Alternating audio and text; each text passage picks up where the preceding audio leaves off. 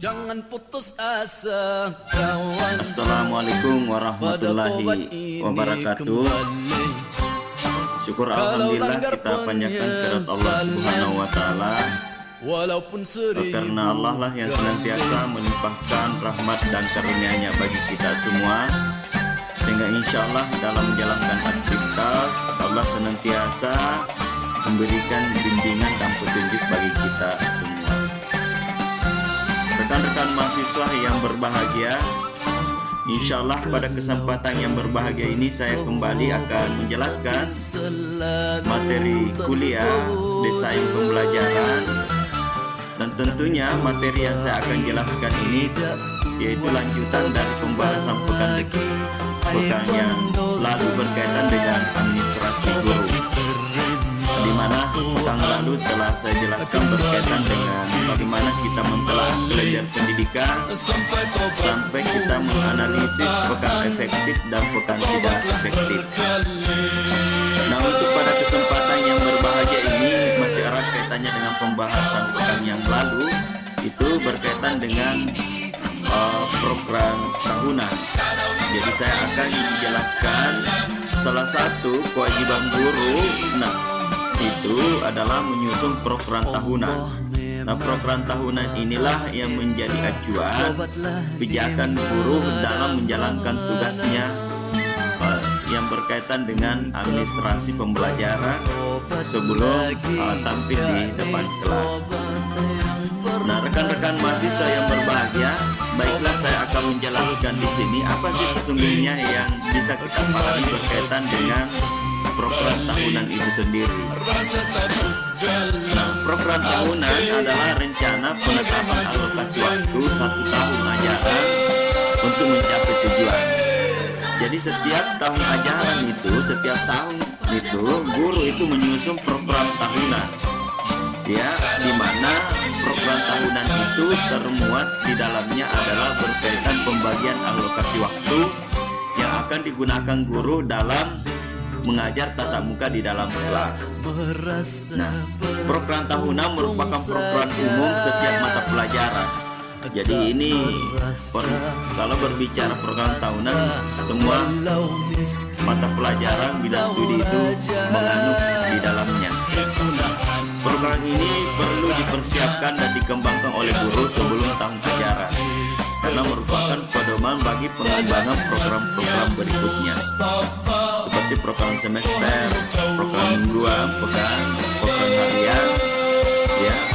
Dan tentunya semua itu kegiatan-kegiatan sekolah bisa diatur dengan baik kalau program tahunan itu sudah disusun dengan rapi oleh setiap guru. Rekan-rekan mahasiswa yang berbahagia, tentunya bagaimana langkah-langkah menyusun program tahunan. Yang pertama itu adalah menelaah kalender pendidikan dan ciri khas satuan pendidikan berdasarkan kebutuhan tingkat satuan pendidikan. Nah, pekan lalu ini saya sudah menjelaskan bahwa bagaimana mentelaah kalender pendidikan. Nah, jadi kalau kita mau menyusun program tahunan, terlebih dulu kita menganalisis yang berkaitan dengan kalender pendidikan itu sendiri, karena ini adalah bagian dari acuan dalam penyusunan perangkat pembelajaran. Jadi pekan lalu itu telah saya jelaskan bagaimana mentelaah kalender pendidikan sampai menganalisis pekan efektif. Nah, di layar saya tampilkan kembali bahwa membuat program tahunan harus telaah kalender pendidikan dan paham berkaitan dengan analisis pekan efektif. Nah, tentunya di tahun ajaran baru itu, ya, itu kita kan mulai di bulan Juli, start bulan Juli sampai Desember. Inilah yang ditelaah untuk semester 1. Nah, hasil telaahnya ini bisa saya perlihatkan di layar bahwa di kalender pendidikan itu, ketika kita melihat dalam semester awal itu ada 31 pekan atau 31 pekan. Nah, 31 pekan itu tentunya terbagi dua, ada pekan efektif dan ada pekan tidak efektif. Nah, tentunya pekan efektif dari hasil telah kalender pendidikan ini itu dijumpai ada 18 hari yang bermakna 18 tatap muka yang efektif bisa digunakan untuk menyampaikan materi ajar di dalam kelas. Sedangkan pekan tidak efektif itu harus telah ada kalender pendidikan ini itu ada 13 pekan yang tidak efektif. Nah, keterangan tidak efektifnya ini sudah ada juga di layar ditampilkan. Nah, saya kembali menjelaskan bahwa pekan efektif ini ada 18. Nah, 18 inilah yang menjadi dasar menyusun program tahunan. Jadi dasar menyusun program tahunan. Nah, saya kembali ke slide yang pertama. Itu yang pertama, mentelaah kalender pendidikan sampai menganalisisnya. Nah, lalu kedua adalah menelaah jumlah kompetensi dasar suatu mata pelajaran.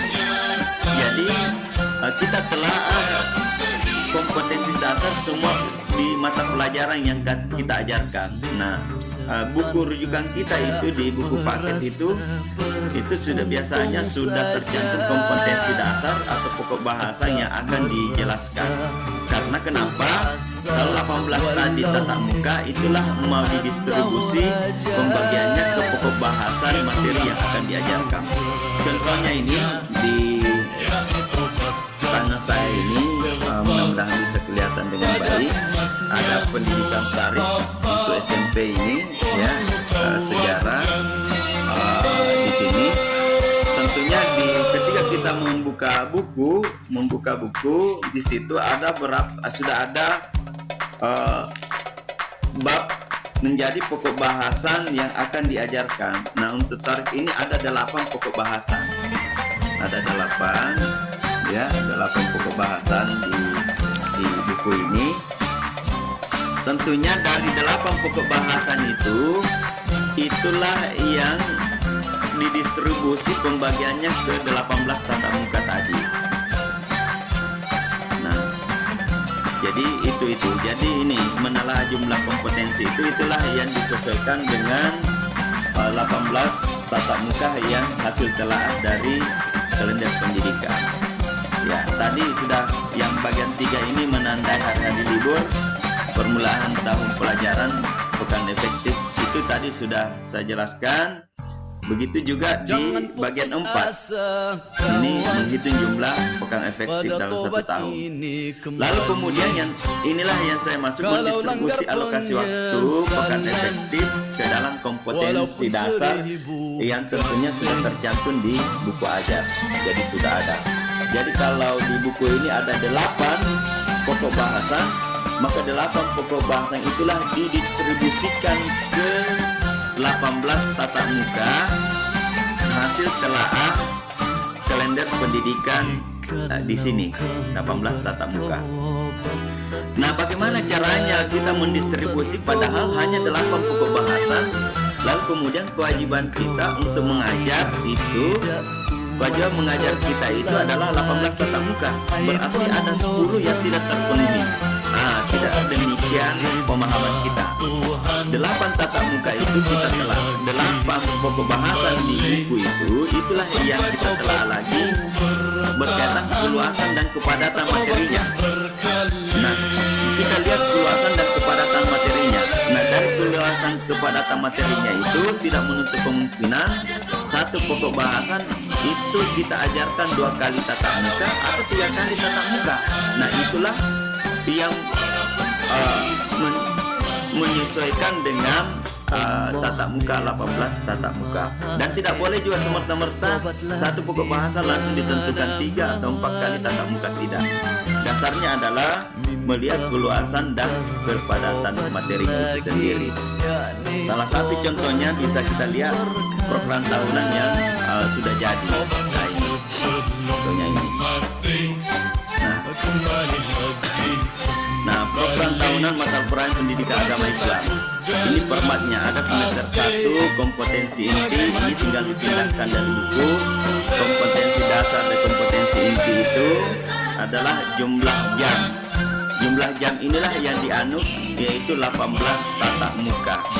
Nah, bisa saya tampilkan di bawah di sini ya. Dari kalender kalender pendidikan berdasarkan analisis PK efektif tadi itu, ini di sini ada 18 tatap muka.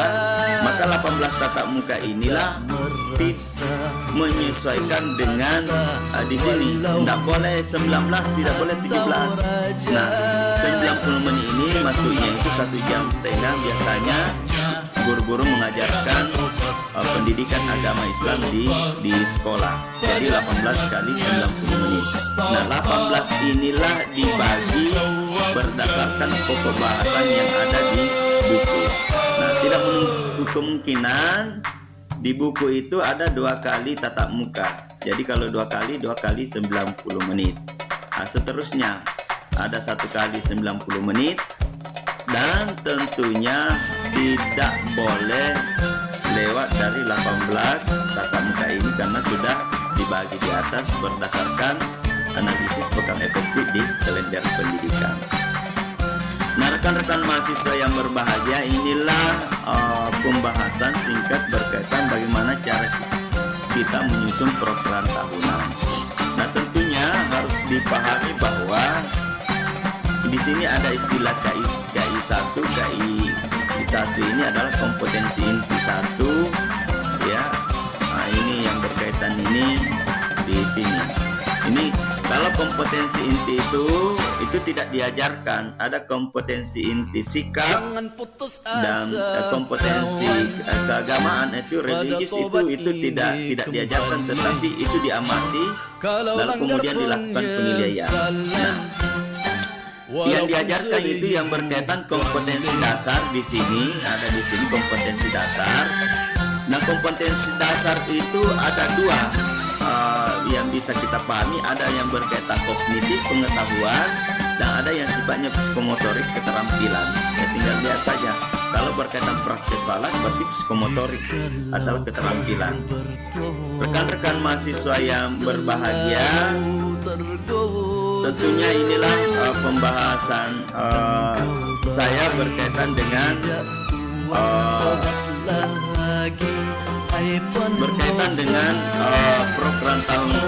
program cara menyusun program tahunan.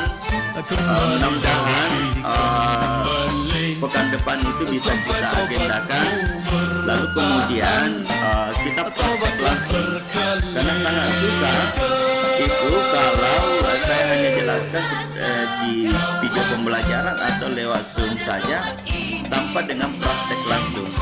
Jadi mudah-mudahan dalam satu kelasnya itu ada kesepakatannya, sehingga Kamis depan itu bisa kita agendakan itu untuk praktek langsung bagaimana kita mentelaah kalender pendidikan, lalu kemudian menyusun program tahunan, bahkan kita bisa menyusun program semester, menyusun silabus dan RPP, karena ini harus tuntas sebelum berangkat atau melaksanakan PPL di semester berikut, karena kan semester berikutnya itu sudah dilaksanakan PPL. Mohon kiranya ini kita bisa kesepakati dan kita bisa mencari jalan keluar sehingga dalam menyusun administrasi pembelajaran itu bisa dipahami dengan sebaik-baiknya. Kurang dan lebihnya mohon dimaafkan. Mudah-mudahan apa yang saya jelaskan itu bisa dipahami dengan baik. Billahi fisabilil haq fastabiqul khairat. Assalamualaikum warahmatullahi wabarakatuh. Pantasnya merasa beruntung saja.